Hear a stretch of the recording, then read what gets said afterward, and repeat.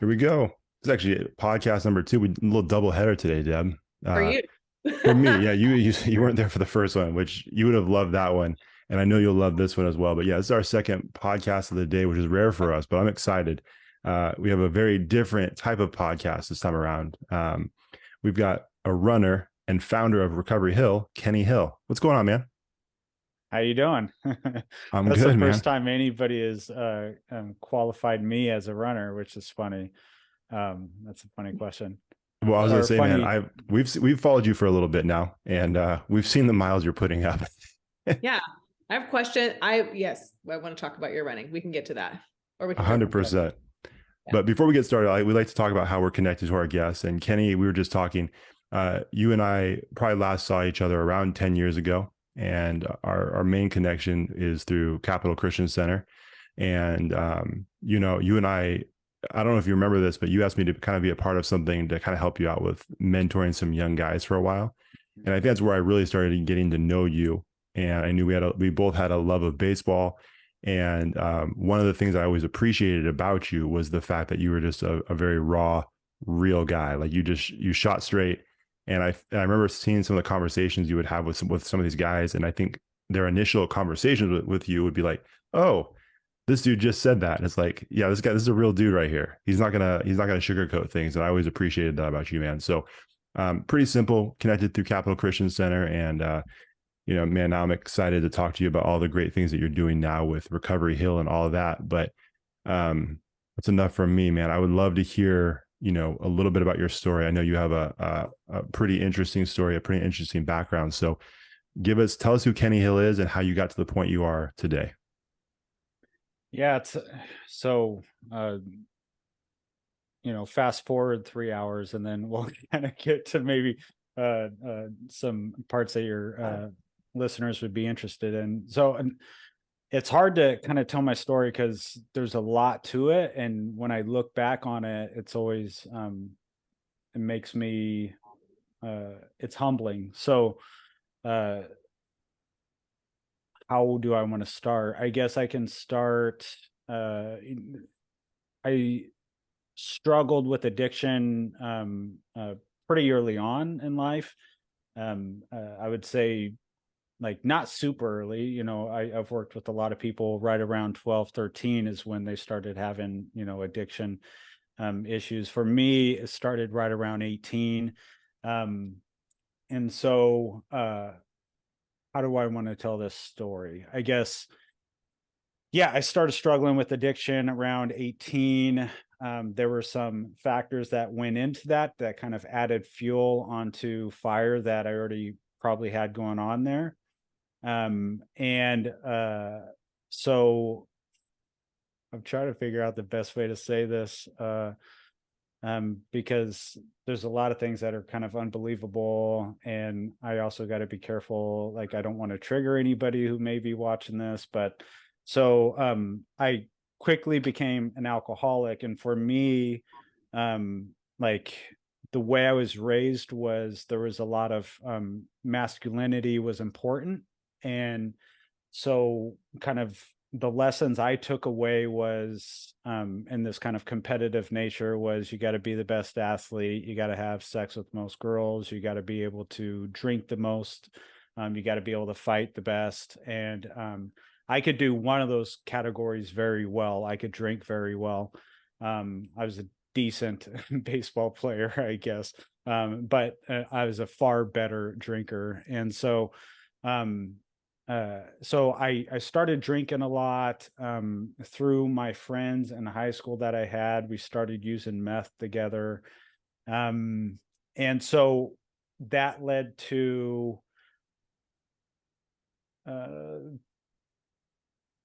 one day I guess I'll share this. So one day I was after being up all night, up early in the morning, just did some meth, and they were in my house with some buddies, and an Army of One commercial came on. And I remember the Army of One commercial to this day.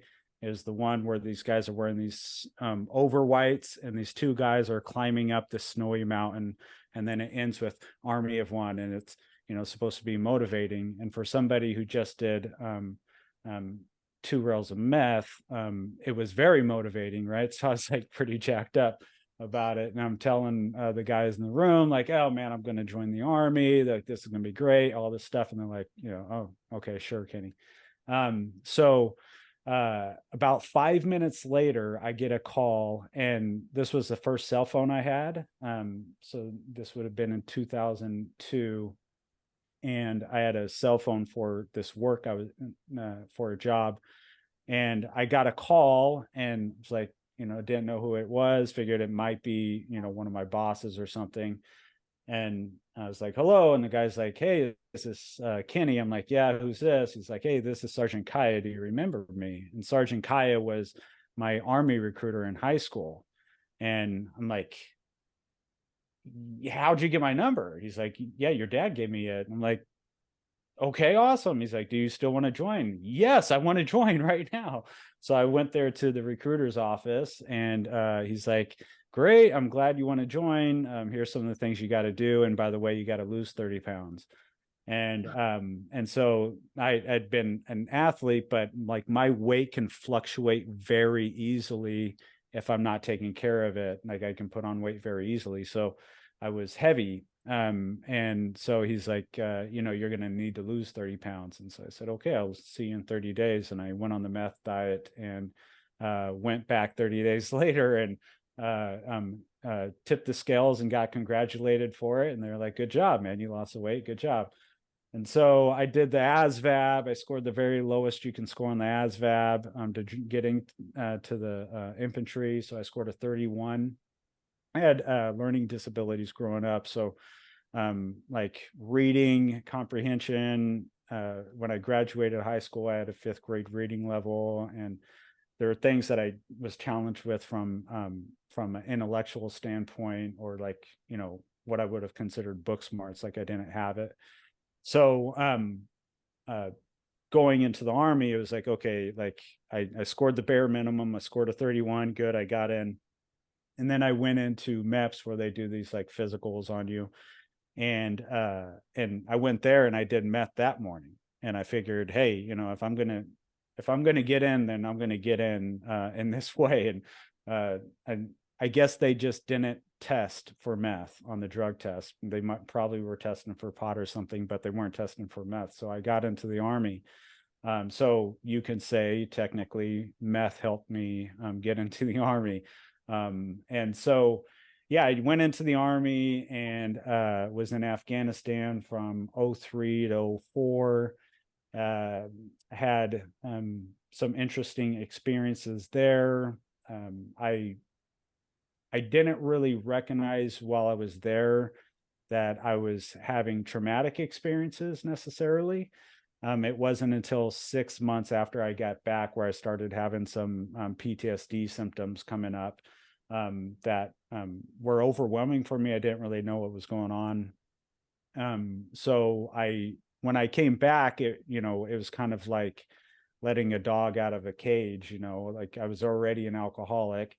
And so my first detox was in basic training, and my second detox was in Afghanistan. So when I got back, it was like, okay, I'm going to go off now, and so drank a lot of alcohol. And when the PTSD symptoms started coming up, it was right around the time where my military career started really shining, right? Like I was doing well within the position that I had in the infantry, and I was climbing up, and felt like I was finally kind of getting my feet underneath me as a military, I guess, leader, and the position that I was doing, and kind of having new guys, what we call cherries, coming up and teaching these guys. And I really got a lot out of that, from like teaching these guys and training these guys how to man the mortar cannon and things like that, and teach them the little tricks of the trade. So I got a lot out of that, but at the same time, I was really struggling with my alcoholism and the PTSD. I ended up with a mental break, where I was in a mental hospital for 30 days. What got me to that mental break was a lot of alcohol, and a girl who was my fiance cheating on me with my best friend. Back here in Sacramento, I was stationed in upstate New York, and that jacked me up. All these things kind of going on at the same time, along with this person that I thought was going to be my wife. Um, uh, that all jacked me up. Now there's a lot to that story, but I'll kind of fast forward, I guess. But if you want me to go back, and just let me know. But so I ended up, after the mental hospital visit, I was given a choice. It was either you can get out or you can change your MOS, but you're not going into combat anymore. And for me, my thought was, well, you're either on the front lines or you're serving the front lines, and I don't want to be serving the front lines, so I might as well get out. And the Army gave me 15 grand to get out. Funny thing about 15 grand is you can chop that up real small and it snorts very fast. So I used that 15 grand for meth, and I snorted it, and very quickly found myself in a not a terrible situation, but a very bad situation, addicted to meth and alcohol. So like, I didn't think alcohol was my problem. I thought meth was my problem. I was only drinking a fifth of alcohol a night. That's not a big deal. But the meth was a problem for me. I could see it, it was deteriorating. Whenever there was anybody, like a friend or somebody in the family, who would look at me sideways because of my behavior, I would say, like, I would almost like, how dare you? Like, I have PTSD. How dare you, like, question me and my behavior and my weird behavior and all these weird things that I'm doing. How dare you? So I had this great out to excuse what I was doing and try to hide it with, I have PTSD, and trying to come off as righteous and that sort of stuff. So if I talk too much about my dad, you're just going to see me crying for the next hour. So what happened was, one of the jobs I had was, I had two jobs at the time, and this helped me progress my addiction, because I convinced myself I didn't have an issue because I had two full-time jobs. One job was to pay the bills, and the other job was to pay for my drugs and alcohol. And so I'm working 16 hours a day. And one of the jobs, I was a security guard, and the other job, I was a landscaper working for my dad's company. And long story short, somehow my stash that I had on me of meth fell out of my pocket one day when I was working at my dad's house. I went into his house to use the bathroom, and it fell out of my pocket. I went to use the bathroom. It was to get high, and then it fell out of my pocket, which I was always very careful about that. So I didn't. It was just weird that it happened. My dad then waited about 2 weeks to tell me that he had it, and I freaked out, like, for 2 weeks, like, whatever happened to those drugs that I had? And for those 2 weeks, I began to start thinking to myself, like, do I want to continue doing this? Like, how much more do I have in me? Do I want to continue living this type of life? And I knew I didn't. I knew I couldn't stand the person I had become. I couldn't stand the man I had become. I was doing things that didn't reflect my moral convictions or who I wanted to be as a person. So I was, not a very good dude. So my dad comes to my apartment one day and confronts me in a way that, if he would have confronted me in a different way, I don't know how it would have went. But he came to me and he said, I know you're doing drugs. Are you doing drugs? And a weird thing happened. Like, the truth came out, and I said yes. And then he said, okay, well, I can't have you working for me while you're on drugs, but what I can do is try to help you. Do you want help? And then another weird thing happened. I said yes. And it was as if I was hearing somebody else say it, because I didn't want to say it, but the words came out of my mouth. And so I said yes. And so my dad and my stepmom, Robin, connected me with the VA and started getting me into some meetings. Like I said, it's a long story. You let me know if you want me to just fast forward, like just say, dude, move forward. No, you're good, man. So I started going to the VA and started going to this very small group for dual diagnosis for combat veterans with PTSD who were also addicts. And it's a very small group. And I went there one day, and I had seriously been I didn't know what sober meant. I didn't know what recovery meant. I didn't know what anything meant, but I was trying to not use meth. And so I went there, and it's like me and 4 or 5 other guys, plus the facilitator, who was Leif Carlson. And they kind of go around, okay, like checking in, how was your week, and blah, blah, blah. And guys are talking about sobriety and stuff. And then it comes to me, I'm like, man, I don't know what that means. I don't know what you guys are talking about, this thing called sobriety. Here's what I can say is, I want to stop using drugs because I'm going to die, and I'm going to die soon. And you guys, and I pointed directly at the facilitator, Leaf, and I said, you guys have a 6-month waiting list, and I'm going to be dead before then. And he looked at me, and he just kind of nodded. And I don't remember much else. I remember, like, I started to talk and explain, all I can do is I can get 3 days without using meth. And by the way, at the time I was still drinking every day. So, but I said, all I can do is get 3 days clean off of meth. And today's day 3. And what I'm going to do after this meeting is I'm going to go to the dealer's house. I almost said his name. I'm going to go to the dealer's house, and I'm going to get some meth, and I'm going to be dead soon. And so I don't remember much. What I remember as I was talking, it was one of those moments where you kind of get a frog in your throat. And like, for me, like, I would feel the tears start to come. So I start talking fast to try to not cry. So I start talking real fast, and then all of a sudden I'm blubbering and crying all over myself. And I'm pointing at a guy who has nothing to do with it, but I'm saying, it's your fault. I'm going to be dead in the next 6 months before I can get into treatment. And so afterwards, he pulled me aside and he said, do you really want help? And I said, yes.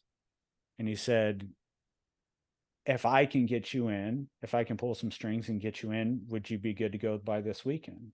And I said, yes.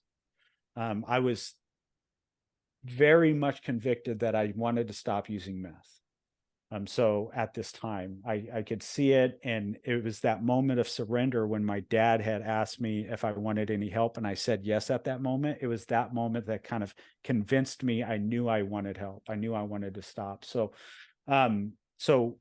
he I think like a day later, I get a call, and it's Leif Carlson. And he says, I got you a spot. It's in Coloma, California. Can you go this weekend? And I said, yes. And it was in Progress House in Coloma, California. And I went there, and, I did what I call now, I call this now with my clients, is the Fat Tuesday effect, where I'm like, I know my time is up, so I'm going to do as much as I can before I go in, so I'm up all night. I'm using everything I can. I'm using all the dope I have. And I didn't really focus on the drinking necessarily, because I knew I was going to go back to that after rehab. I didn't think drinking was my problem, remember? So I go into rehab. And this happened to be at a time where they passed some proposition. I can't remember what it was, but essentially it was, if you're in prison for drug-related offenses a certain amount of years, then you can get released if you if you agree to go into residential treatment for, I think it was like 9 months or something. It was something like that. So I was in this program with a bunch of guys straight out of prison, and it was awesome. It was a life-changing experience, because like the clinicians there weren't great, but the people, everybody wanted it there. Everybody wanted their life to change there. And it was on this little patch of land out there in Coloma, beautiful area. And so this land was like holy ground. It was like, this is where people's lives come and change. And it wasn't like any rehab where I send clients to now. It was like, there was like bunk beds with plywood separating as rooms, these bunk beds. It was like the most low budget thing you can possibly go to. But again, it didn't matter because everybody there was in it to try to change their life. And there was this great sort of camaraderie and support. There was a lot, there's a lot of alpha male stuff going on, obviously, you can imagine. But beyond that, there was like a lot of people like genuinely wanted people's lives to change, And so it was there where I happened to be in there with a guy who had 20 plus years of sobriety. We called him Preacher Man. He was a heavy set, older white guy that had a cadence.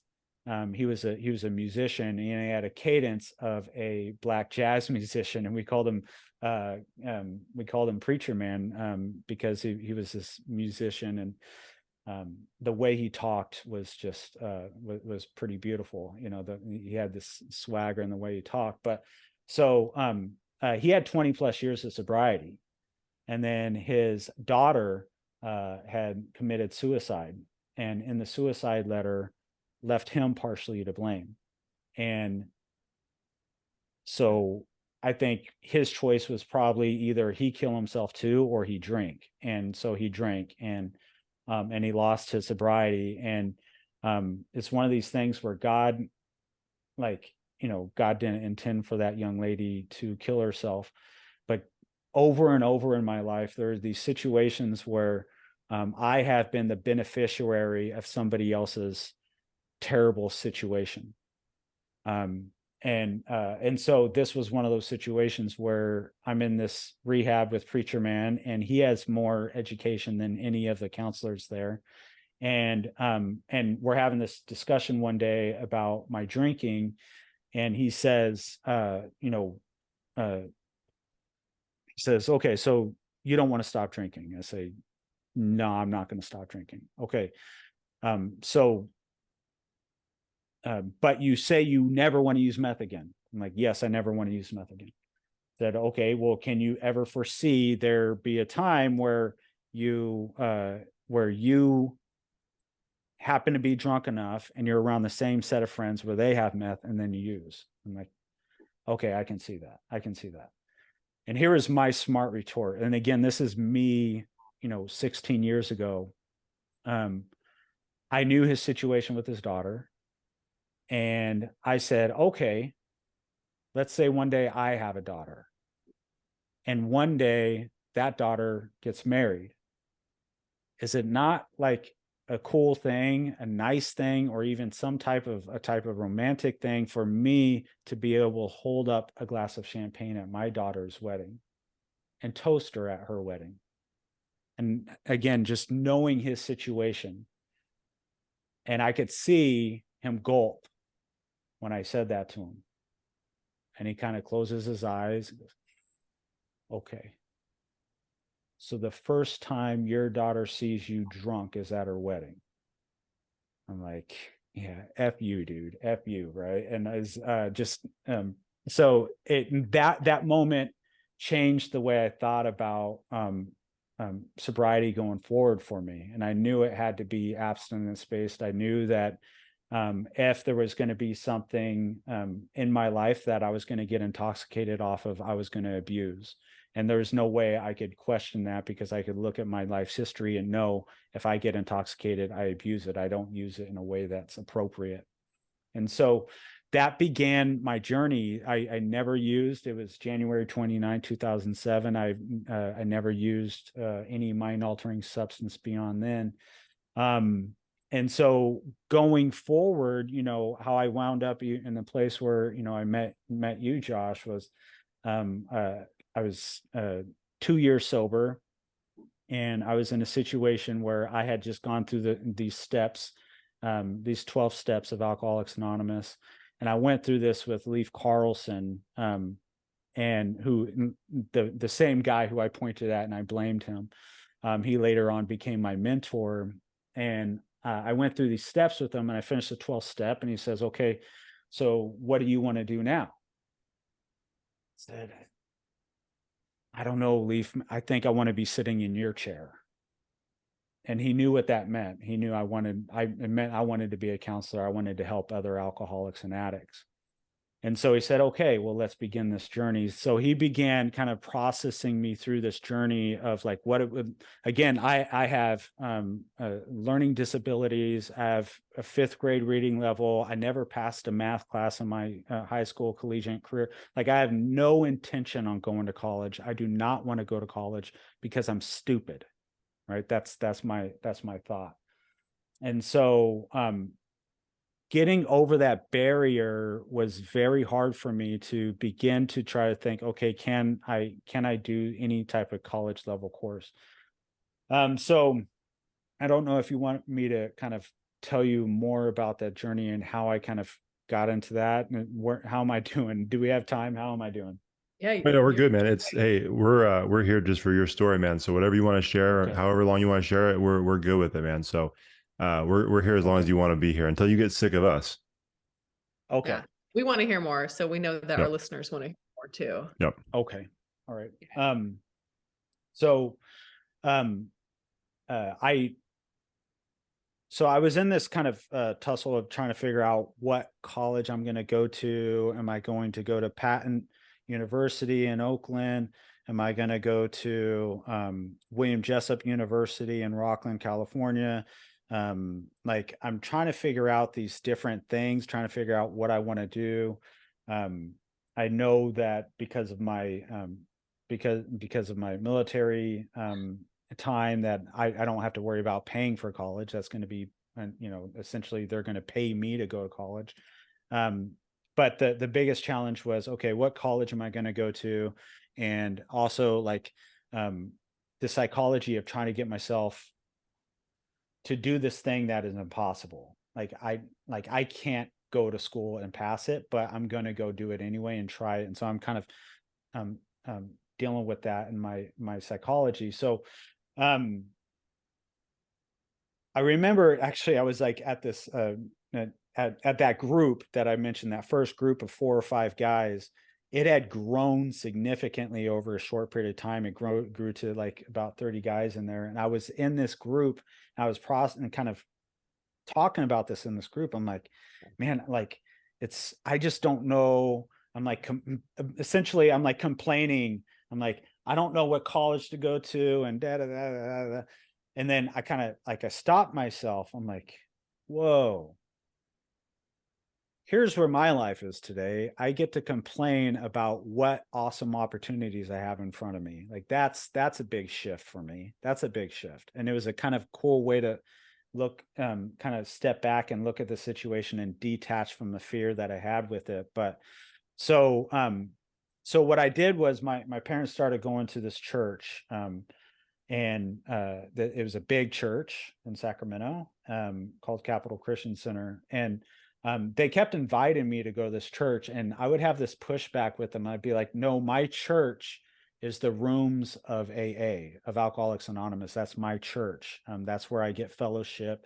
That's where I feel a lot of spirituality. My dad didn't like that answer very much. But it got to the point, and now 2 years into my sobriety and me in this situation, I had this idea come up. Well, what if I went to church and like, I just asked for prayer? I went to the front. Like, I grew up going to church. I grew up, so yeah, I grew up going to church, and, you know, so I kind of knew the ins and outs of how it works. I know there's going to be prayer usually at the end of the service where you come up, there's an altar call. Like I kind of got the spiel. I know what's going to happen, even though I hadn't been to church in years, and I'm not even like I'm a believer, but I'm in no regards a practicing Christian. I had I knew kind of what it was about, and I thought, well, maybe I can get an answer there. And so I went to this church, and they actually had an altar call at the very beginning, which was weird, and that threw me off. I was all prepared to go afterwards, but they had it at the beginning, so I went in at the beginning while they were doing worship, and I'm standing in this long line of people who also want to get prayed for. And then finally, it's my turn, and I go up, and it's like this younger looking guy. I'm like, okay, like this guy's like probably younger than me. This is weird. And so I'm like, hey, so he's like, what can I pray for you for? I'm like, I don't know. My problem is I know I'm supposed to go back to school. I think I know what it's for. I think I know I'm supposed to be a therapist.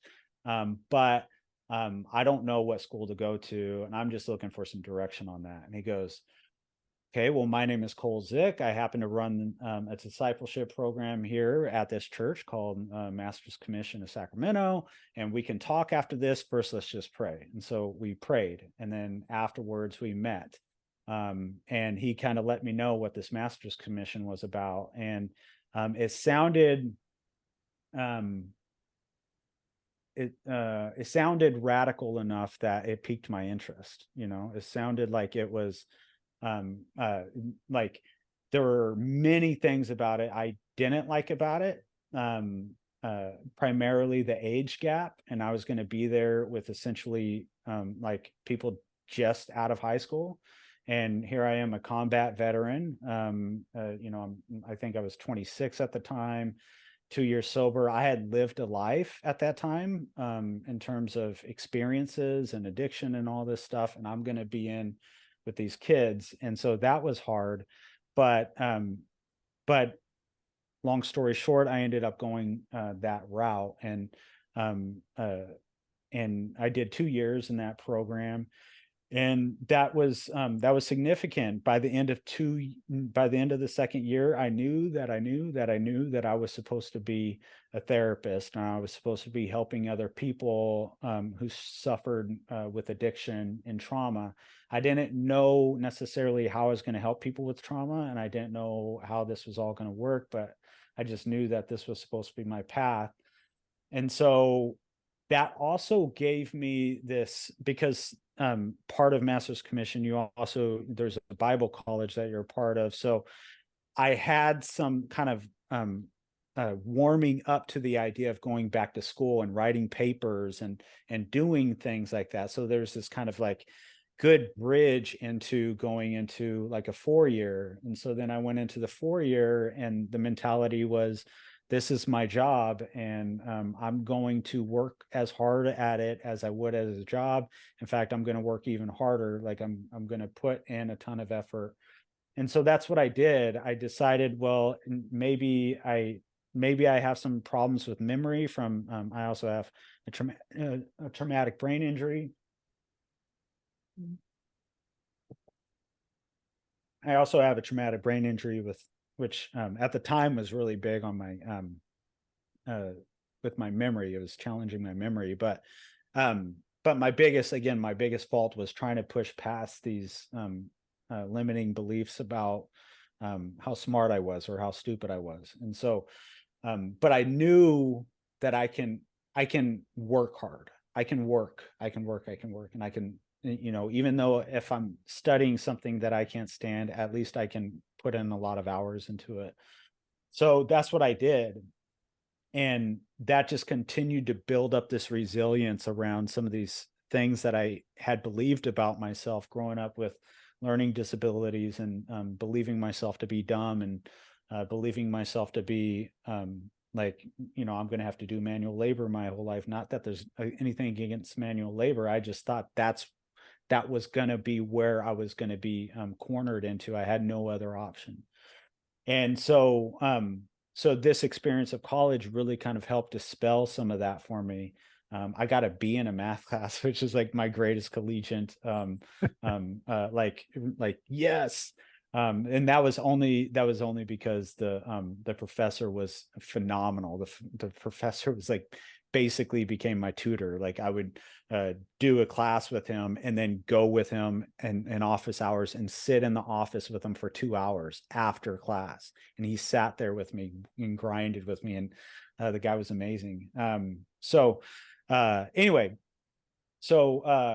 that put me on this course to to start doing therapy.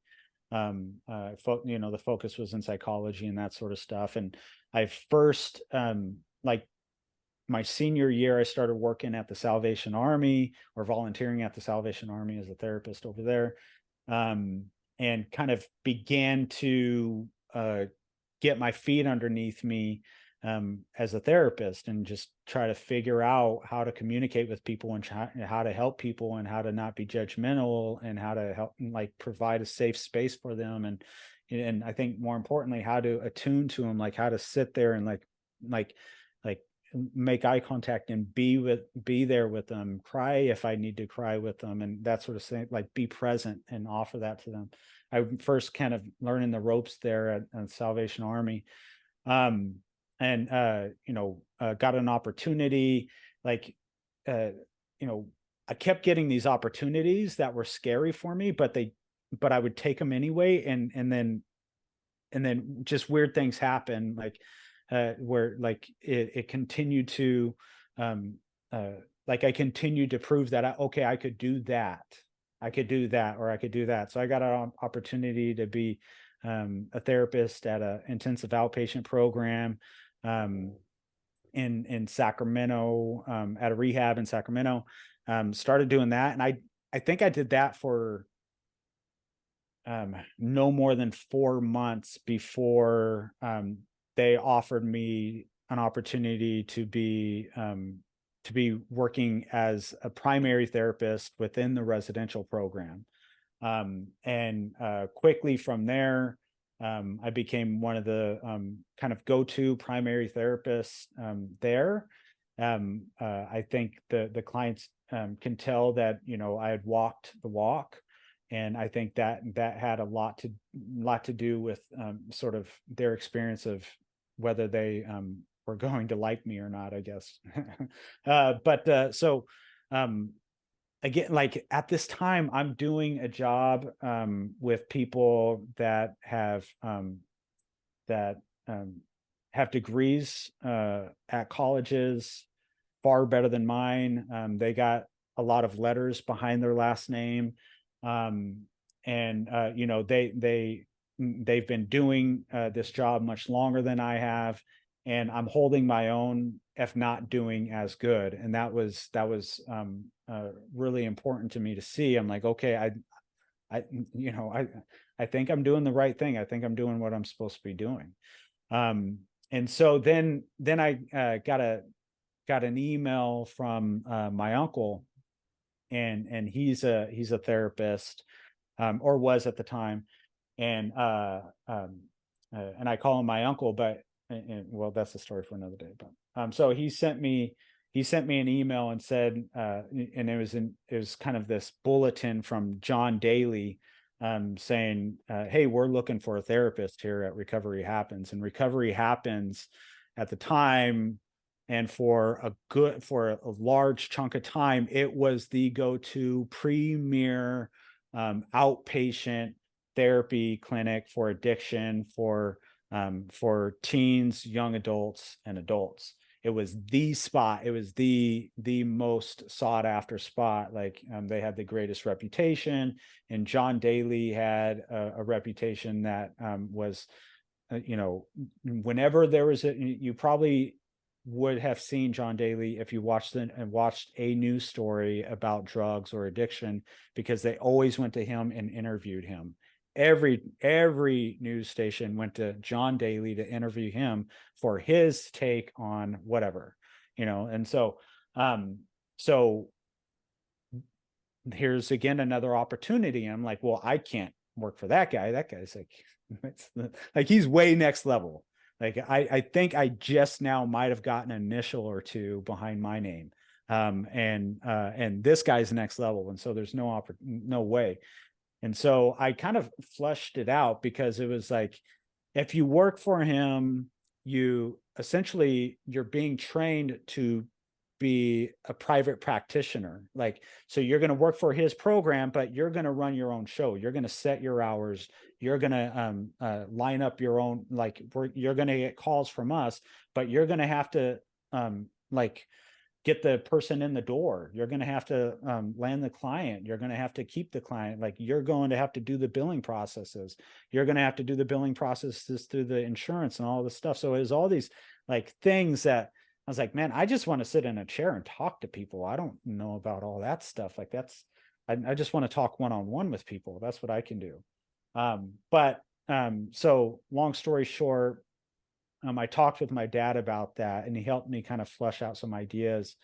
And he said, well, if you're afraid, it might be a financial hit, because at the rehab I was working for, I was working salaried, again, and I was making way more than I ever thought I would ever make as an addiction counselor. Like, so I very early on, I had hit success.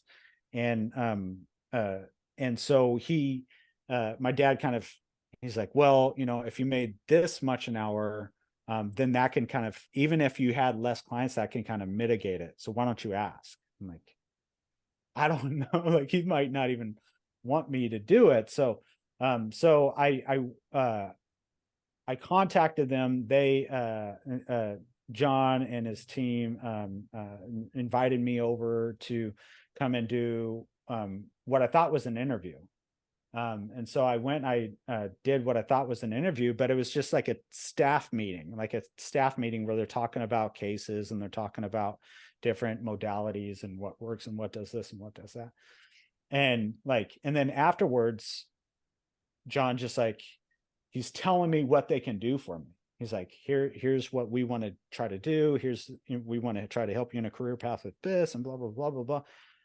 And then he's like, so just think about it and get back to us. There were no questions of like, hey, what's your background? It was all, we want you to work here for us. It was just the weirdest experience I had ever had. Yeah. And so from an interview standpoint, and so I ended up calling John after talking to my dad and thinking about it for about a week or so. I had asked some of my colleagues that I worked with, and they're like, John effing Daly, are you serious? You better take that deal.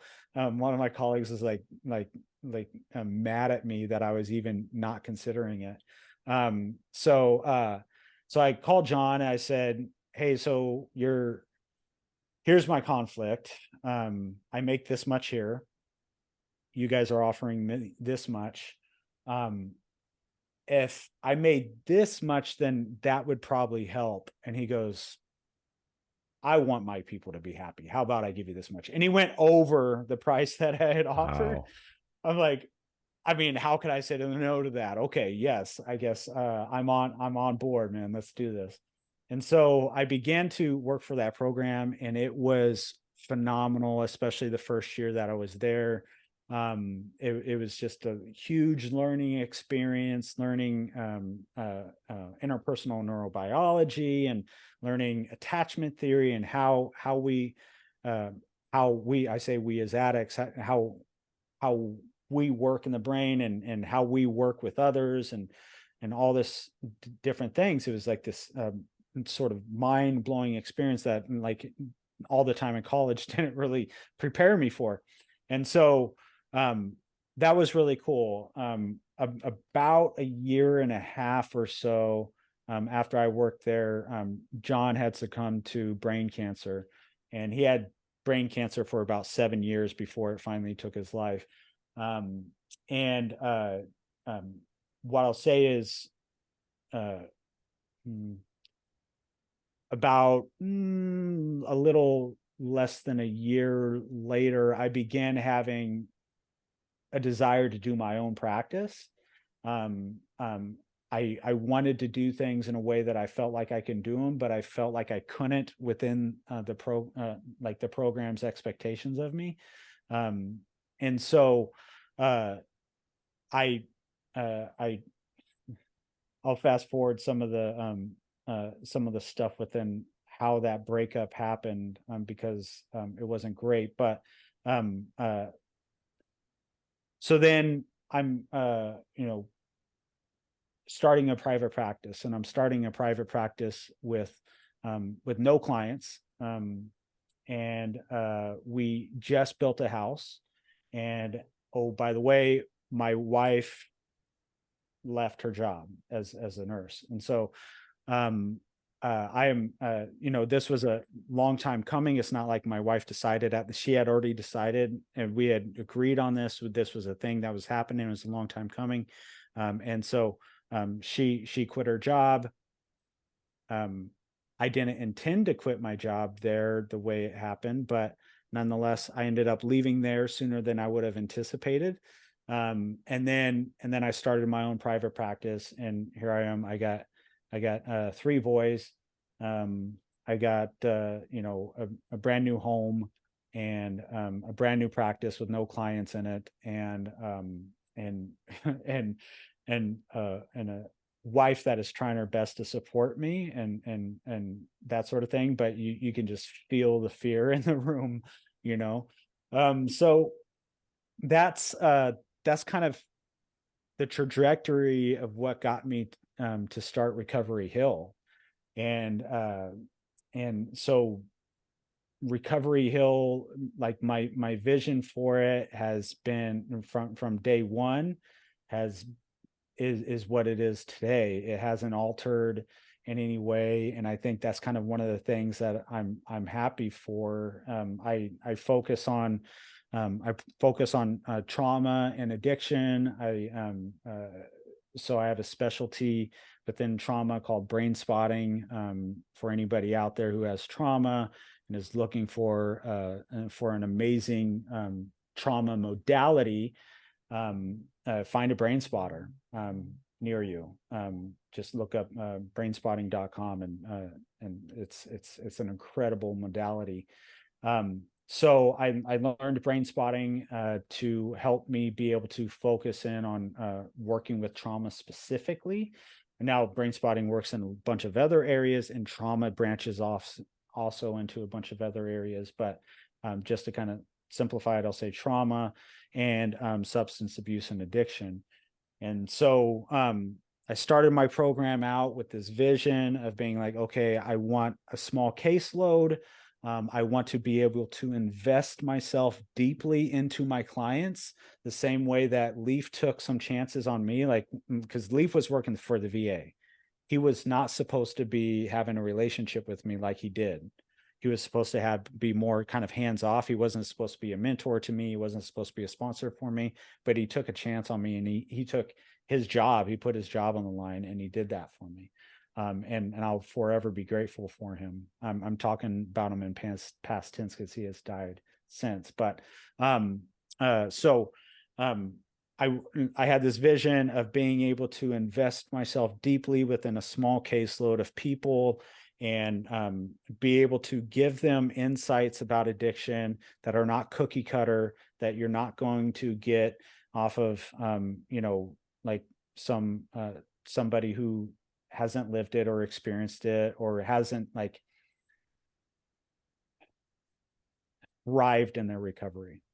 And I wanted to take tools that like I work and I practice, and then be able to implement those. And so this is like a whole wellness approach. Like I say holistic, and like WHOLE-istic, like in an all-encompassing approach. So it's it's not just trying to abstain from a substance, and it's like I love the 12 steps. So I'm not talking bad about the 12 steps. The 12 steps saved my life.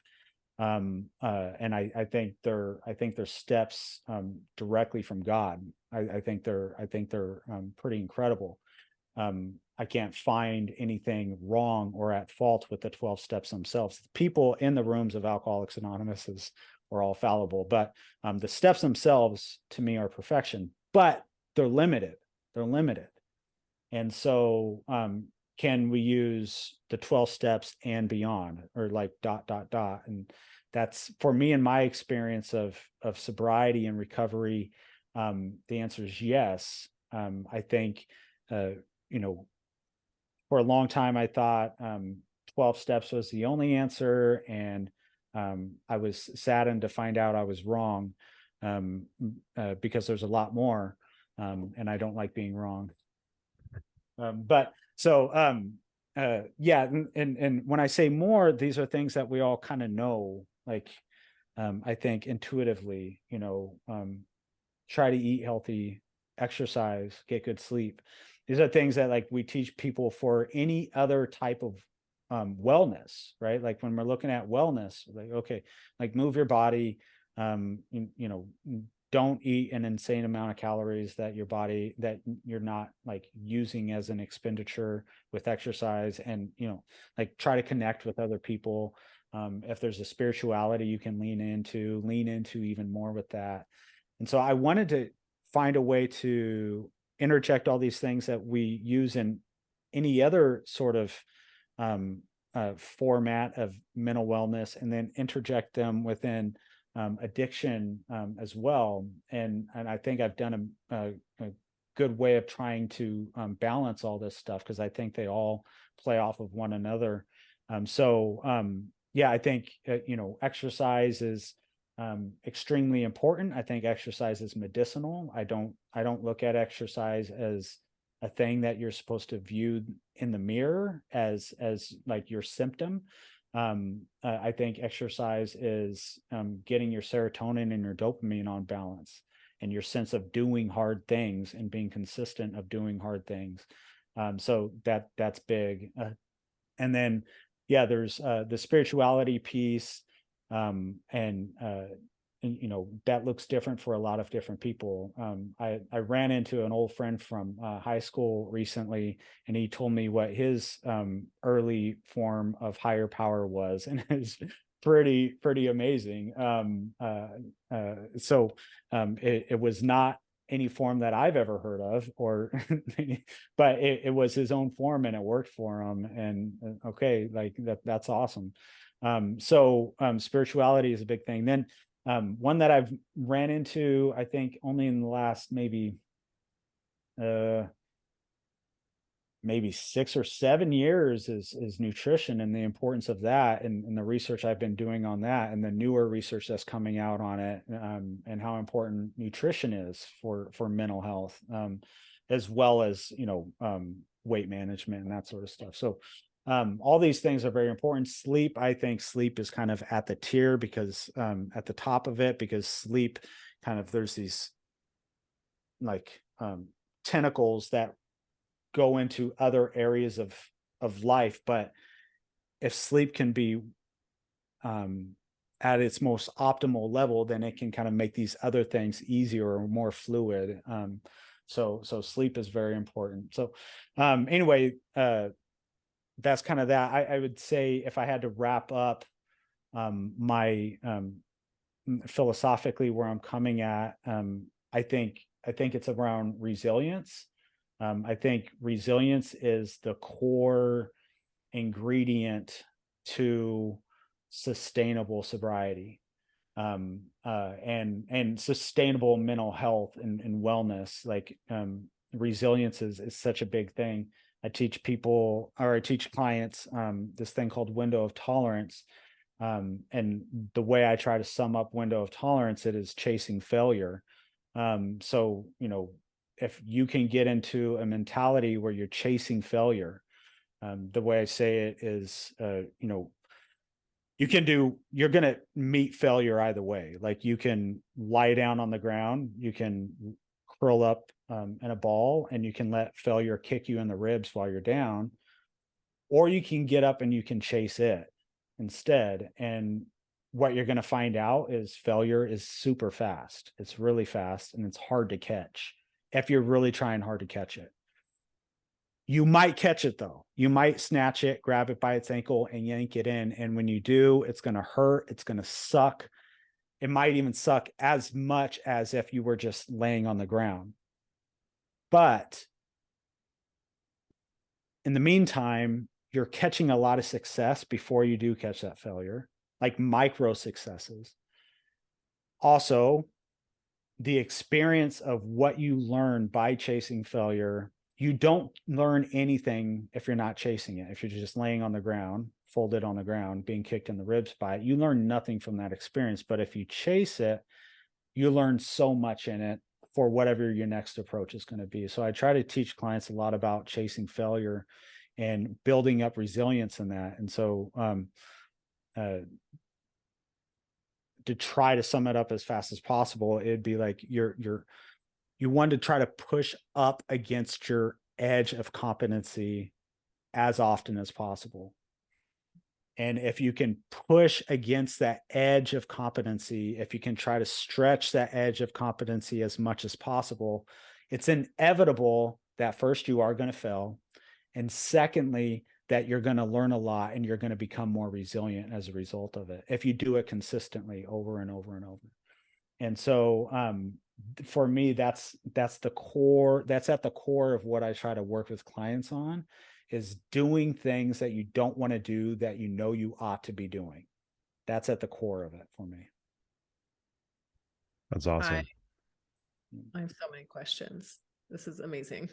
Yeah, no, I have a ton of questions too. Go ahead, Deb. Well, no, the first thing, a couple of things stood out. A lot of things stood out to me. You talked about attachment styles. I'm obsessed with the attachment theory styles. I want to ask about that, but I also want to ask about, I keep the words brain spotting keep coming back to my mind. I've never heard of that. So I don't know if you can elaborate just a little bit more, just for our listeners too, of like, what is brain spotting? Yeah. So I'll try to do my best when I'm explaining it, like in a condensed form, it like the most common question I get. So is it like hypnotism? I'm like, no, it's not. It's not like hypnotism. I want to try to demystify it, I guess. So have you heard of EMDR? Have you guys heard of EMDR? Yes. Remind me what that stands for again. I don't remember what it stands for. I'm gonna look it up. It sounds I think I know what you're talking about. So EMDR is a somatic therapy, and it's highly effective for trauma. And it's using, somatic just means basically your body and your mind, and connecting both of them simultaneously in order to get like a fuller processing experience, I guess is the way I would sum it up in my dumb way. But so then brain spotting came as a result of EMDR. So the guy who created brain spotting is David Grand, and he was a renowned EMDR therapist, and he kind of accidentally stumbled upon brain spotting while working with a figure skater, and some of the trauma that he was working on with her. And so by that experience, brain spotting kind of was born. And the best way I try to explain it is I'll do my my brain hand model. Forgive me for this. So you got your spinal cord, okay, brain stem here. If I had another thumb, it would make more sense. But in here is your subcortex or mammalian brain, in this area of the brain here. And then if we wrap the fingers over the top there, that's the wrinkly cortex there, or subcortex or neocortex. So here, where my middle two fingers are, that would be your mid prefrontal cortex. The mid prefrontal cortex is where you do all of your executive decision making. It's the last thing to develop in your brain as a human being. For men, it's somewhere around the age of 24, 25. For females, it's somewhere around the age of 21 to 23. So females become more fully developed sooner than men. So that's just a fact. And then most therapy and processing happens through this area of the brain. cognitive behavioral therapy and some of the more popular types of therapy happen through this type of brain, where we're talking about behavioral choices. We're talking about how to, set up certain boundaries for yourself or certain parameters around yourself to help you have better approaches or successes towards whatever your goals are. So somatic therapies want to bypass that area as much as possible, which is the opposite of traditional therapy. Traditional therapy is like, no, let's think, like let's think and think of a plan and then follow the plan and that sort of thing. But somatic therapies is the opposite. They're like, okay, we want to connect with this area of the brain, the mammalian brain. So this is where a lot of our emotional memories are stored, good and bad memories, by the way. But this is where we get really connected when we're feeling connected to other human beings, when we're feeling vulnerable and that sort of thing, is this area of the brain here. So theoretically, if we can kind of flip that area of the brain, then we're going to get a more raw version of ourselves, right? A less analytical version of ourselves. So brain spotting tries to access that, and it finds a very simple modality in doing it, though obviously it took a very long time to figure out this little trick. Here's what happens. So your eye, so my eyeball here, subcortex or mammalian brain here, the retina back here. Can you guys see the side of my head? Am I giving you a good profile? Yeah, that's good. So retina comes here, scans the very bottom of this mid prefrontal or this frontal cortex area, scans the very bottom of it, and then it goes directly into this midbrain area. Okay. So with eye positioning, then, if we can focus on a certain area while you're talking about something that is that you're emotionally connected to, something dramatic or something sad or something whatever, something even happy, like super happy, something that you're super emotionally connected to, if we can have you talk about that, connect with that experience, and then find a spot that you kind of naturally gravitate towards. There's different ways of finding the spot, but that you are gravitating toward while you're talking to the spot. As you look on the spot, basically you're just freer to process more cleanly, I guess. I don't know a better way of saying it, but you're processing at a faster rate, at a more freeing rate. Like you're not allowing analytics to try to come in and screw everything up. You're feeling your feelings, right? So brain spotting offers that. There's different modalities and how that's done, but I would say a fun thing to do that I have my clients do is like go to your spouse, go to your friend, go to some next person you're having an emotional connection with. Watch their eyes. Like don't lose the emotional connection. Stay attuned to them, but watch their eyes. Their eyes are going to do something. Their eyes are going to naturally, they're going to make eye contact with you from here to there, but they're going to naturally kind of go off into an area, and they might look other places, but it's as if their eyes are like a magnet to this one spot, and they're going to be talking to you, but they keep kind of looking off. That's a brain spot. It's actually what we call is a gaze spot, GAZE spot, but that's a brain spot. And if that person were to look at that spot and process whatever they're processing, they're going to get a more thorough experience of whatever they're processing. So that's what brain spotting is kind of offering that as an opportunity to speed up the healing process. Interesting. Okay. Yeah. And then I looked at the it's eye movement desensitization and reprocessing, and then right away brain spotting came up when I googled it, like they are together basically. So as soon as I looked it up, so that's super interesting. And I don't know, it's not taught, like you just don't hear about it, I guess, unless you're like in therapy or familiar, like when you talked about, you said cognitive behavioral therapy. I've done some of that myself in the past with like group therapy, so I'm familiar with that. But yeah, brain spot. So thanks for explaining that. That's very interesting. Yeah, for sure. And to be fair, I'm not demeaning cognitive behavioral therapy. I want to be clear. Like, it's good too. It's It's all just good. it's another tool. It's a great, Yeah. you know what I'm saying? Like, I feel like it's just another tool that people, it's good for people to know that that's out there. Just to add on to any, therapy, their therapy belt or whatever, something else Mm-hmm. to try. So that's good. It's cool. Yeah. No, I appreciate you sharing that, man. And one of the things I had written down here as you were sharing your story, which again, I knew part of that, but I obviously haven't seen you for a minute. So hearing the back half of that is pretty cool, and seeing how far from even the moment I last spoke to you, how far you've gone since then, and all these different things that you've done since then is pretty cool. But one of the things that I wrote down was a couple of times as you've told your story, you've mentioned basically that you've been surrounded by people that have these degrees, that have all of this education in this field that you're currently in, and you're kind of like, I don't have any of this stuff, but you do have the experience, and you have the story, and you have the things that people are actually currently going through. You've been through all of it, and so no one can really look at you and say, well, Kenny, you don't really understand. It's like, well, no, actually I do, probably more than you ever could imagine.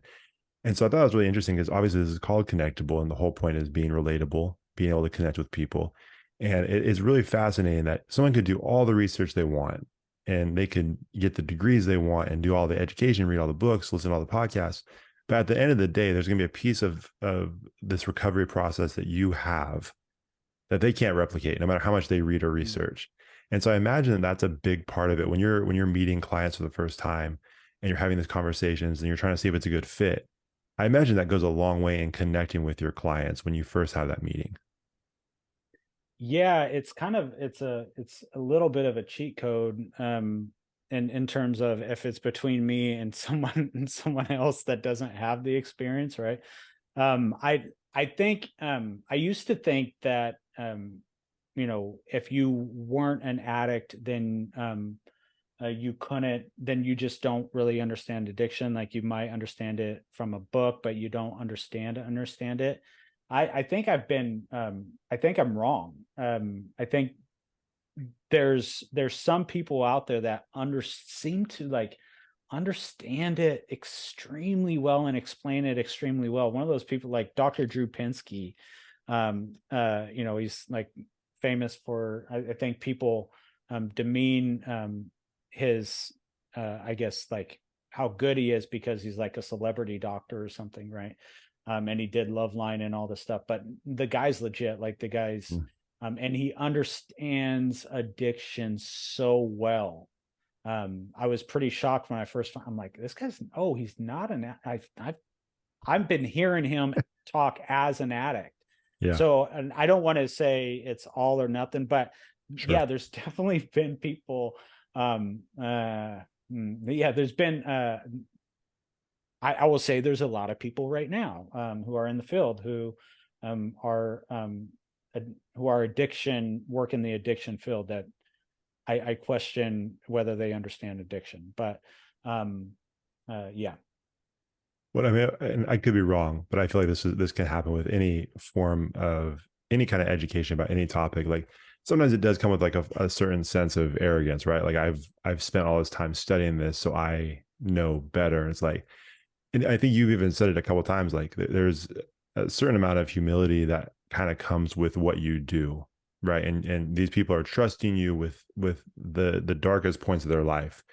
And so if there's an arrogance attached to that, like, you may have a ton of knowledge, but like, it's going to be harder to connect with someone that has that kind of arrogance and is almost looking at you almost like a science project, right?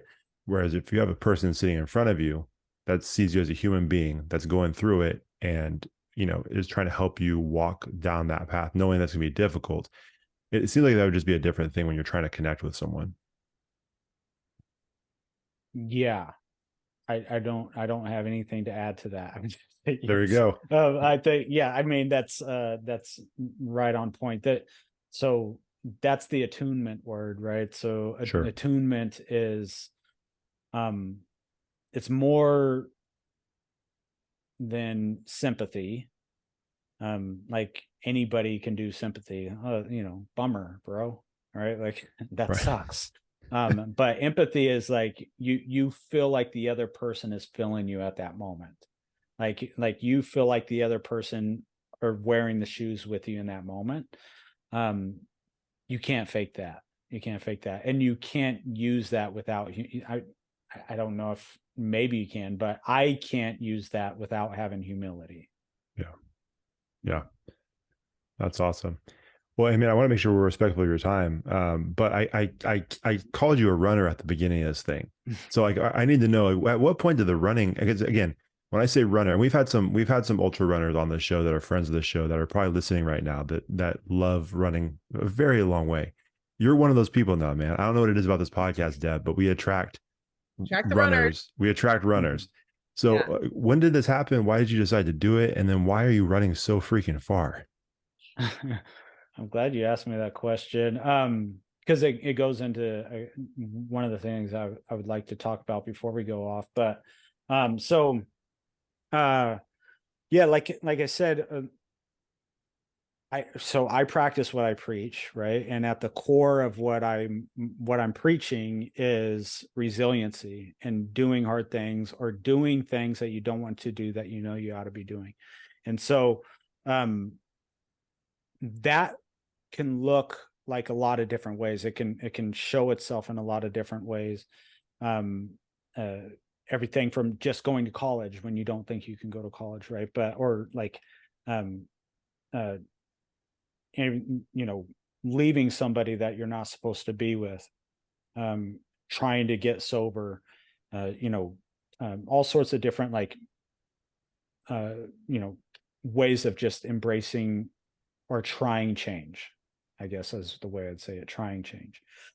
So I've been doing this, like for the better part of, 18 years or so.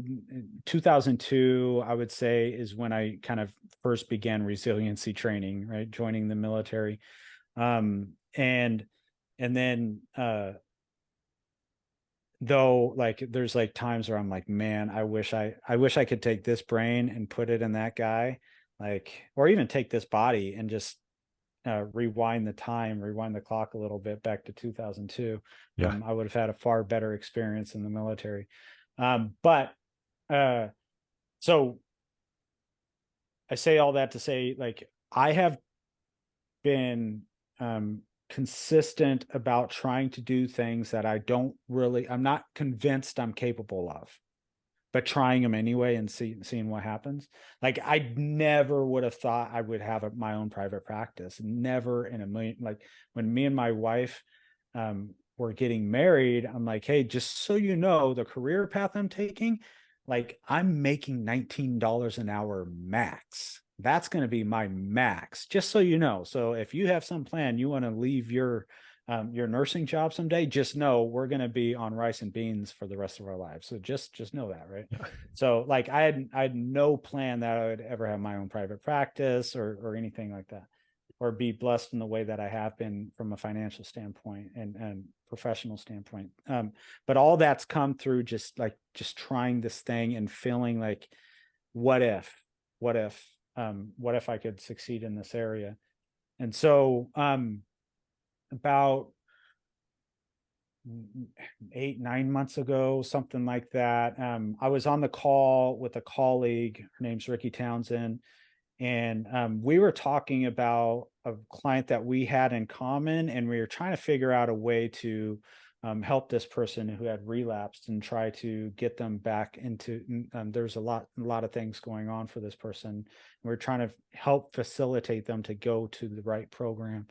And so her and I are talking about this, and she had mentioned kind of like about walking a marathon.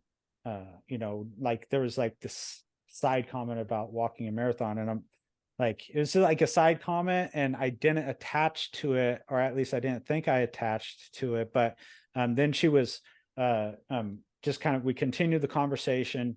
Then we got off the phone, and I was like annoyed. I was frustrated. I'm like, why am I mad right now? What is going on with me?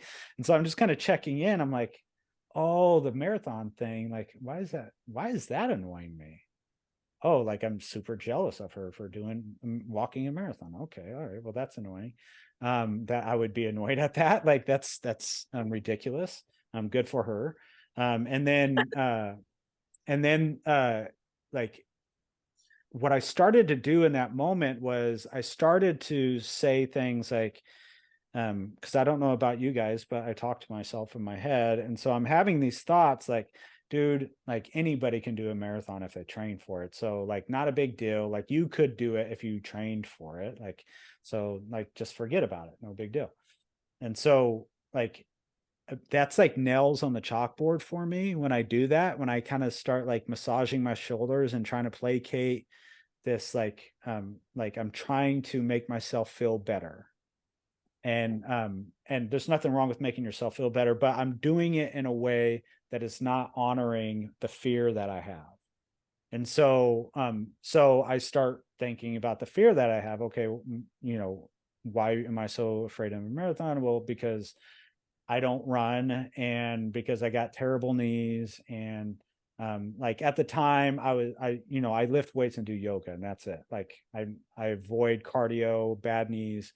I'll do some plyometric work here and there. I'll do some rope work, like I'll do some battle rope work for cardio, but I'm avoiding any type of running whatsoever. The what I had ran up until that point, like 7 months prior to that point, I ran like a 2 mile run just to kind of see where I was at. But other than that, I wasn't running. So I said to myself, okay, well, what if you ran a marathon without training for it? And then like I laughed. I audibly laughed. And then I got like this, I had this weird reaction in my body where my stomach started cramping up, like physically started cramping up. And I think I knew that I had to do it. It's like I know now that I have to run a marathon without having trained for it. And the longest I've ever ran in my life maybe was like 7 miles. And that was a unique experience. Other than that, maybe 1 or 2 miles would be the most. So not a runner.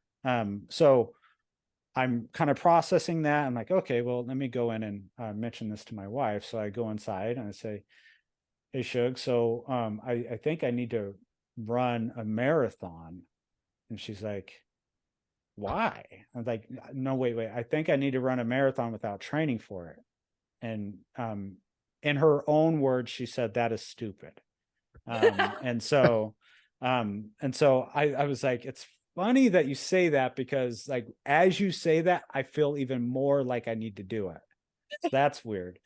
So then I called up one of my best friends in the world and accountability partners, the guy Josh. I called up John Zick, or I texted Yeah. John, and I said, hey, so here's this idea. And he said in those words, that is stupid. So I didn't get any support from my first two people I reached out to. And so then I kept reaching out to people, and it was about 50-50. Some people were like, right on, bro. Like that's cool. Like not for me, but have at it. And then other people were like, no, don't do that. Like you're going to die. And so I was like, I'm pretty sure I won't die. I don't think I would die, but it's going to be awful. So then I called up another person we would know in common, Aaron Turbert. Oh And yeah, I yeah. said, I called up Aaron. I'm said like, hey, I think I want to do this thing. And like, and it's like, do you know anybody who could record it? Blah, blah, blah. And he's like, man, as I'm hearing you say this, I kind of feel like I'm supposed to be recording. I feel like I'm supposed to do this. I'm like, I think you're supposed to do it too. That's a great idea. Like, let's do it. He's like, well, the only thing is, like, I can't do this for at least a month. So I'm like, oh, okay. So now I have this idea of how I'm going to torture myself, and it's going to be awful. And then, but I have to sit on it for a month, and I can't train. I have to keep things the way I'm already doing, still lifting, doing yoga, sitting in the Oh man. sauna. That's it.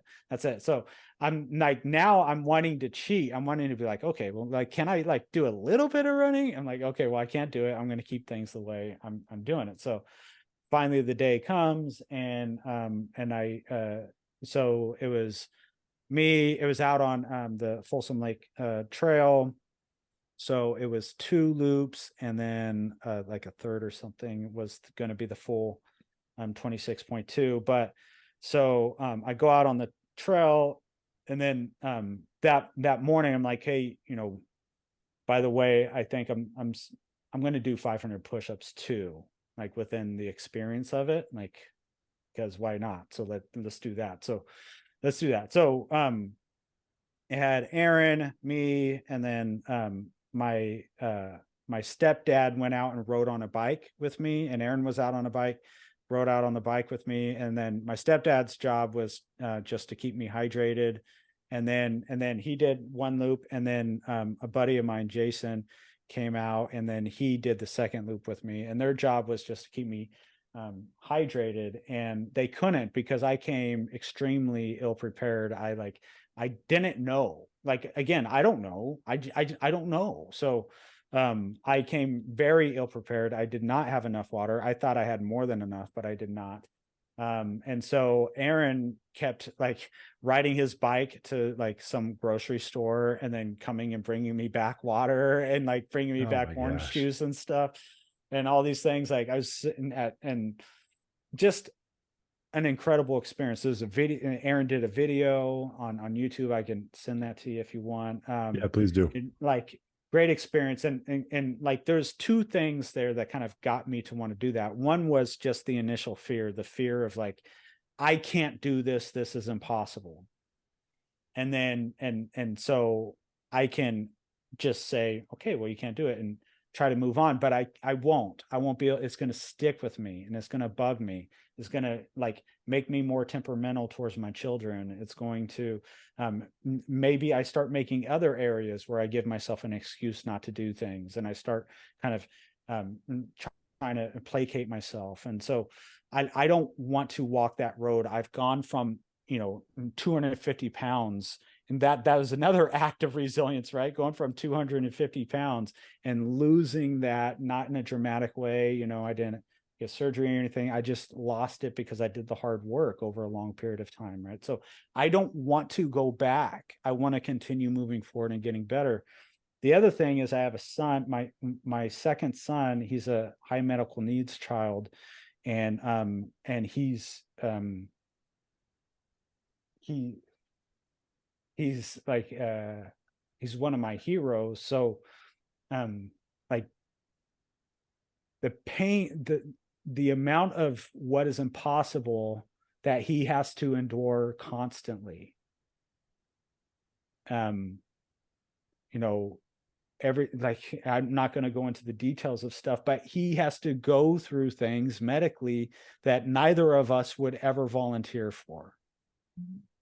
And he has to do it. He doesn't want to do it, but he goes and he does it. And we say, we're going to be there with you, buddy. We're like, and we're there with him, and he does it. He does the work. He shows up. Right. So, that's another thing. I'm like, how can I be a man that models, doing hard things and being consistent, and coming at life, in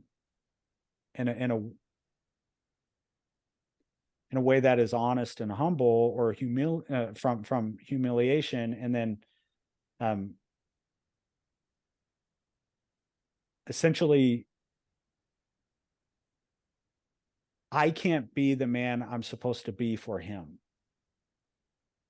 if I'm unable to do something like this. So there's another kind of reason here for me to do this. So I go out there and I do this on that day, and there were so many profound experiences in that. The biggest one was at mile 15, my body broke down. My body shut down. I started cramping around mile 8. Mile 15, my cramps were so bad in my calves that I couldn't like flex my foot. So I had brought some compression bands, and they're like for my arms, like compression bands for my arms, but like I didn't have anything. I don't have material. So I'm like, I'm going to put these around my calf. So I bend down to put them down on my calf to try to help with cramping. And my whole body seized up from my neck all the way down to my feet. And I fell down, and I like seized up and fell on the ground. And I see in my whole body all at once is cramping is one of the most painful things I've experienced. Not the most painful, that's another story for another day, but one of the most painful experiences I've ever had. And so I'm lying there on the ground for maybe a little over 5 minutes. Like at one point I see like this drone like flying over and looking at me, and I realize it's Aaron. Oh. Aaron's like at a distance recording me as I'm laying on the ground, like, ugh. And so, man. so then I'm drinking water, what little water I have, and all this stuff. And I start to get up, and I get up, and my body does it again, and I cramp and I fall out. And then after about, I think it was about 20 minutes or so, something like that, I get up. And then, and you can see it in the video where I'm just kind of like hobbling, and like my legs are like straight, and I'm just walking with these straight legs, and I can't bend my knees. And so, there's some other crazy experiences. Almost ran into a rattlesnake. My stepdad got into a bike crash, and I thought it was over. I thought, okay, this is over. We just got into a bike crash, like somebody came down the hill super fast, big old crash. Like, okay, this is over, this is done. Jeez. Like all these different things. So all these crazy experiences. So I completed it, and then like it shook my idea of what I thought I was capable of more than anything I've ever done in my life. It completely destroyed any idea of like possibility and impossibility. It just shattered this. It made it so murky. Like I didn't know what I'm capable of now. I did a marathon without training for it. Like zero training. Like I'm not a runner. So I, for about 4 days, I can't really walk, but I got home, and I think it was that night I began thinking, okay, what could I do now? Like, what's next? And I started thinking, okay, like, I don't know like, I don't know about the running world. I don't know about it other than listening to like David Goggins talking about it. By the way, Cameron Haynes is another guy Yeah. who's popular within the ultra world. And Mm-hmm. I was listening to his book. I thought it was a good idea to listen to his book. Like it had just come out that weekend. I thought it was a good idea to listen to his book while running this marathon. His greatest, like his number one tool that he's talking about is just get out there, but train. Don't do a marathon without just train hard for it. That was his greatest tool. So I'm sitting here like this guy that I'm like putting on this pedestal, Cam Haynes. Yeah. Like, and his advice in the book is, while I'm suffering on this marathon without training for it, is make sure you train if you're going to run a marathon. Yeah. So that was terrible advice. Also, while I was laying down, seized up, Tom Petty's Breakdown, Go Ahead and Give It to Me, popped in my ear. On the Man. So anyway, so that's the backstory. But so that happened, and then I started having this idea of like, okay, what can I do next? So I floated it by my wife. I like looked up stuff, and I'm like, okay, so what's a longer distance than a marathon? And I found out, okay, so there's a 50K, which is 31 miles. So I'm like, okay, so I floated it by my wife. Hey, so I'm thinking about, doing a 50K. And she's like, what? Well, it's only 31 miles. It's like, what? Like, and so she didn't like the idea. I'm like, but I'll train for it. I'll train for it. So it was like that. And just by saying that, she was already she's like, and like it was almost like, as long as you train for it, okay. There you So go. I started getting into this, like, and started kind of running a little bit more. It was crazy because the first big run I did, it was 10 miles. And again, before this marathon, I never ran like more than 7 miles. So I had this, like this big training marathon, like, okay, this, or big training day, 10 miles. I go out on the track and I do 10 miles. And the last 2 miles, I'm just like, I'm like, running. I'm running the last 2 miles. The first 8, I'm kind of like taking it easy. The last 2, I'm like, I'm smoking it through. Like, for me, I'm going fast, right?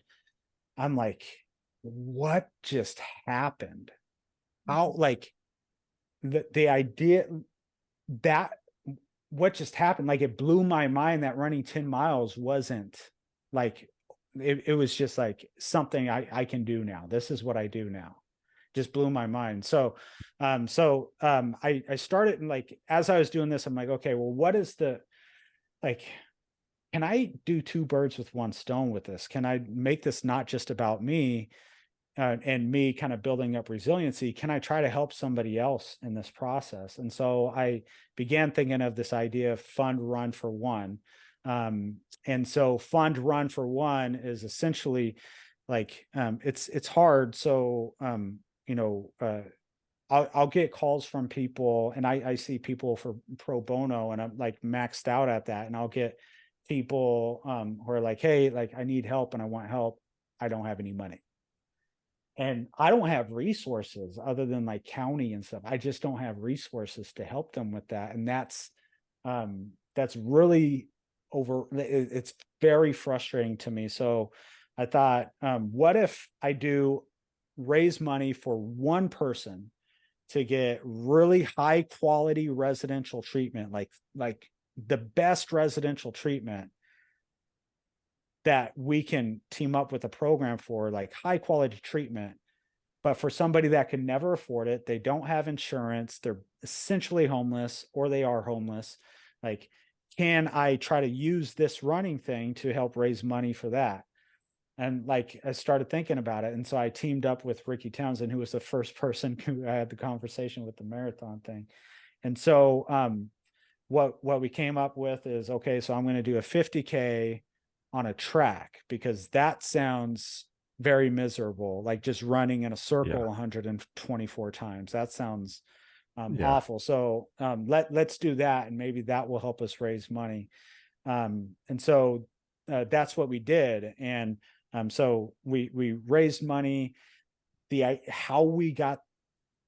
How that came about is remarkable. Again, and so now I'm trying to be kind with your time, because I can talk about that. But Yeah. Good. okay, so we did that fun run for one. I had trained for it, and at the end of it, I did it. There's a video I did for that. I did another lap at the end of that run, in memory for a client that just had overdosed. And so we did that. I remember at the end of it thinking, man, I got more in me. Like, that didn't break me like the marathon did. Like, it was hard, but it didn't break me like the marathon did. It wasn't the same experience as the marathon. I got more. And so what happened with the fun run for one is, we have this golden ticket now. So we teamed up with this program, TaylorMade, a retreat in Beaverton, Oregon, and we weren't able to make up all the funds. And they were like, "Cool, we'll match it, we'll cover it. We're good, Oh, we're good." So phenomenal. Like, they got a great heart that aligns with where I'm coming from. So, but I couldn't get rid of the golden ticket. I had the golden ticket. I had the money for this person to have a no strings attached 30 days residential treatment. And then all of a sudden, now I'm not getting any calls from anybody who needs it. I like, all the calls stop. So I'm reaching out to other programs. Hey guys, just to let you know, I got free treatment for someone, whoever, like, just like, here are the requirements. Here's the recipient we're looking for. Other than that, I don't care. Like, come on board, let's find somebody. And they would all say, yeah, that's a great idea. That's awesome. Good job. Yeah. Yeah. I'll probably get somebody tomorrow. I'll call you tomorrow about it. Every time they would say this thing. In December, I went to this marketing event where you're supposed to market your program. I hate those events because yeah, I don't, very uncomfortable. But I went there. I'm like, okay, well, I'm going to market this golden ticket. Like, I'm going to go there and tell all these programs, hey, I got free treatment. Like, here it is, free treatment. Yeah. And I go there to talk to all these people. They all say the same thing. I'll call you tomorrow, man. And somebody's going to call up tonight and then we'll get rid of that. Like, no problem. Couldn't hear from anybody.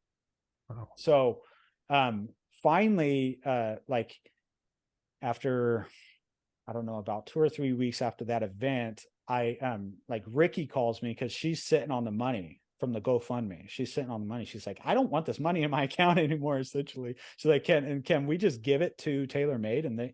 And so I call Lowell McGregor, who runs TaylorMade, and is like, hey man, so here, don't quit on me. Like, we're still looking. We just can't get rid of it. What can we do? And he's like, what's going on with it? Like, why can't you get rid of it? I'm like, I don't know. Nobody's like, I just can't get rid of it. He's like, okay, like, I don't know. I'll call you tomorrow. Somebody will come up. We get people all the time. I'm like, all right, man, sure. Same thing everybody said. Sure enough, that night he sends me a text. Hey, I think we got somebody. Just showed up at our doorstep from Colorado. Okay. All right, cool. Text me in the morning about it. Like, and like it, basically I made like an application for it. So the application is name, and then like 2 questions. What are you going to do with this gift? And I think like some, I don't, maybe I can't remember what's on the application. It's super simple, but I wanted it to make it where it's like, it was their first act of surrender, right? Or their first act of, I'm going to do something for myself by filling out this very simple application. So I send him the application. He sends it back. I'm like, cool. We got a guy. Finally, we got a guy. All right, cool. Like, yes, like all the money. Here's the money, right? About a month later, Lowell sends me a text and say, hey, he wants to talk to you and Ricky. Well, will you guys talk with them? And I remember I said no strings attached. So there was no like, hey, I need you to stay in contact with me. I don't need that. This is about that person, their help. And there is no like, other than that, there is no like, you need to stay in contact with me or anything. But the guy wanted to talk to us. So like, yeah, okay. So we set up a Zoom. And then we do the Zoom, and then he's kind of tells us a story, you know, homelessness, alcoholism, the story that like this golden ticket was for. And he was just getting 30 days of sobriety. And so he wanted to just kind of thank us for it. And so, so that was really cool. And then Ricky's like, making sure my timeline's right here, but Ricky says something that like you know, a grandmother would say to embarrass you. She says, so just know, whenever you're struggling, think about how Kenny struggled on that run, right? And so I'm like, oh my gosh. And he's like, how'd you guys raise the money? So he thought we were like a nonprofit organization, that this is what we do, is what he thought. Sure. Like, okay, so this is how it happened. I kind of told him the story that I told you guys. Okay, you know, this is how it kind of came about. And then I tell him the story. He goes, are you a runner? And I go, up until a couple of weeks ago, I would have said no to that question. But a couple of weeks ago, prior to this conversation, I had done the second fun run for one, and I ran for 12 hours and completed 55 miles. But so the so that event happened, and then now I'm talking with him. I'm like, now I guess I got to qualify myself. Yes, I'm a runner now. I guess I get to earn that title. And so he's like, that is crazy. And he goes, I always get goosebumps when I think about this. So he goes, I'm a runner. I go, oh, really great. Tell me about it. He goes, so he kind of tells me he's run some half marathons and all these things, and he's just getting into the ultra community. And he goes, and then he relapsed and stopped. But he goes, while I was getting into that community, I have this desire, this dream that one day I'm going to run 100-mile run for somebody to help get somebody into treatment. Wow. That's And crazy. And at that time, I was beginning the plans of building up so that I will run my 100-mile run, which is happening in September. But so I'm like, well, I'm like, okay, so here's the deal. Like, if you want to volunteer one day to help me with mine, come, I'd love to have you, you know. But so I couldn't get rid of the ticket. Nobody will take this free treatment. And then this guy shows up at the doorstep looking for treatment, and the ticket is there for him. And he has this dream of this is what he wants to do. And today the guy's sober and hopefully on that path. I don't have regular contact with him, but I know he's sober. Yeah. Wow. So that's crazy. Yeah. And so that's kind of where I'm coming from with the Fun Run for One, is like, that's the heart of it, is to find somebody who wants it, but will never be able to get it because they don't have the financial backing. And the county has a 6-month waiting list, and they can't get into a place. Right. And that's what this is for. And so, yeah. And like I said, I did that second Fun Run for One. That was in Modesto. And that one broke me off. That one broke me off, man. Like that one. I posted the picture on Instagram, I think yesterday. Yes, that's right. With my face. And so, yeah, that's a face of hypothermia. So like I was shaking, so I couldn't stop shaking for a couple hours after it. So the cool one with that is, you know, my standard, I talk about standards and objectives. We don't have time for that today, but I talk about standards and objectives as this way to begin to formulate plans or goals that you want for yourself, or that you are, right? So a standard is like this unshakable, it's rigid, it's unflappable, it is what it is. That's a standard. And then you have objectives to try to help meet said standard. So you might have like larger macro objectives, but even within those, you might have micro objectives. But so my standard for this run, the second Fun Run for One, was to complete staying on my feet without quitting for 12 hours. That was my standard for myself. And then my objective within the standard was to get 50 miles. I wanted to get 50 miles under my belt. So about 10 hours in, I got 50 miles. And then I'm sitting there kind of stretching, and the race director comes up. He's like, "You did it. You got the 50 miles you want to do. Awesome, man. Great." I'm like, "Yeah, but my standard was 12 hours." So I still got 2 hours to go. And so I had to get up. And so I ended up with 55 miles. But that one messed me up, like in a good way. And like my idea of what I think I'm capable of, and those sort of things. And so the next run is far harder than that one. And that's in about a month. And same Fun Run for One, same intention, is to try to raise money for somebody. So just started that. I think this weekend put the GoFundMe up for that. And with the same program, tailor-made in Oregon. I would love to do it with the NorCal program, and get somebody local, but unfortunately, programs just aren't stepping up to the plate. But but TaylorMade continues to do it, and they got a heart for this. So we're working with them for this next fun run for one, and that's 100 kilometers through the hills of Coloma, California, which I've never been. And apparently that is 9,000 feet elevation gain. Jeez. I guess. Yeah. So that's the Jeez. next one. Elevation. And that's, that's and all barring my Achilles doesn't snap and training from here till then. So, yeah. Jeez.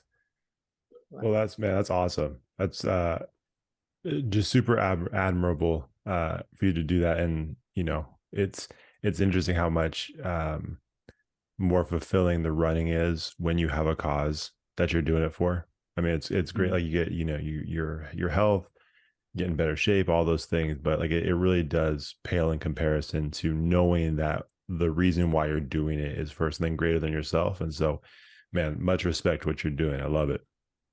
Yeah. Thank you. Yeah, absolutely. Like I said, I want to be respectful of your time. Deb, do you have any final thoughts before we get out of here? We need to have like a part 2 discussion. I was going to say, yeah. We could have kind of taken any part of what you've shared tonight and made it its own episode. So we may have to have you back, man. We may have to have you back after your 100. Yeah. That would be fun. We just want to hear all about the 100 miles. Yeah. So the next one is 100 kilometer, and then the one after that, again, like I got this Achilles that is just like we'll see. Well, I'm hoping it continues to stay tangled on there, but doing a lot of recovery on it. But then the goal is to get that 100 miler under my belt in September, and then we'll see where we're at from there. So yeah, cool. That's awesome, man. Yeah. Well, we definitely want to make sure that we're supporting that by sharing everything that you do and sending people to the GoFundMe and all that. So where can they follow you? What's your website, social media, all those things? That's a good question. I better look it up. Let me see. Yeah, we want to make sure it's accurate. We don't want to give have people donate to some other Kenny Hill. You know what I mean? So the YouTube, I guess I'll talk about the YouTube real quick. What is my YouTube handle? I think it's at Recovery Hill is the YouTube handle, at Recovery Hill. And so the first reason why I'm starting off with that is because of the story of documentary series that I'm trying to put out. Basically, I'm taking people's stories that are highly relatable to other people who are active in their addiction, and I'm trying to provide them not only a story that they connect with, but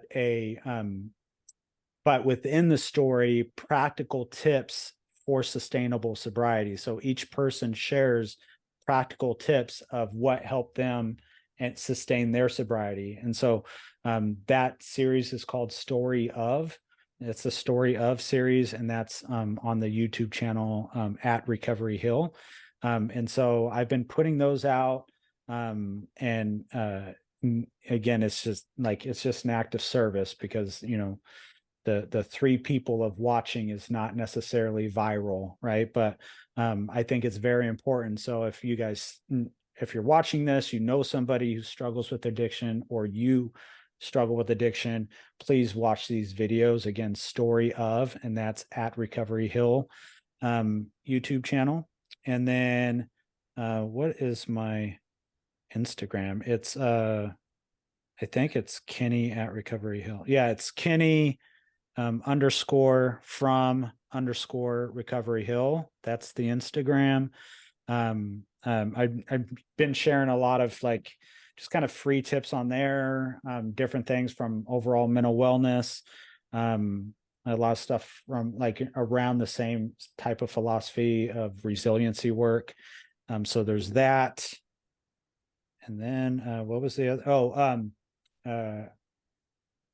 At Recovery Hill website is at recovery at recoveryhill.info. That's the website, at recoveryhill.info. I think, does that cover the bases? I think that covers it.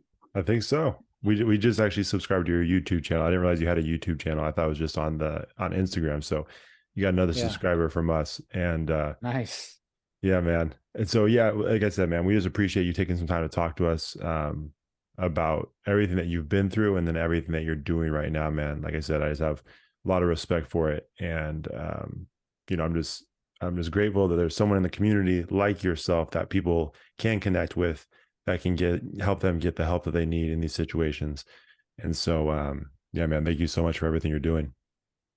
Yeah, I appreciate the opportunity to come on here. Thank you, Deb. Nice Yeah. meeting you.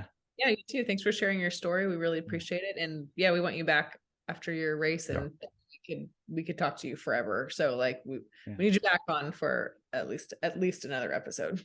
We'll do a part 2. Yeah, Part 2. I'd be honored. Yeah. Yeah, we'll call it like the other side of the hill or something like that. We'll think of a creative name for it. Yeah. There we go. All right, man. Well, hey, take care and good luck with everything coming up. Yep. All right. Thanks, guys. Thanks for watching the show. If you enjoyed that episode, make sure you like it, share it, and hit the subscribe button to get a new episode every week. We'll see you next time on the Connectable podcast.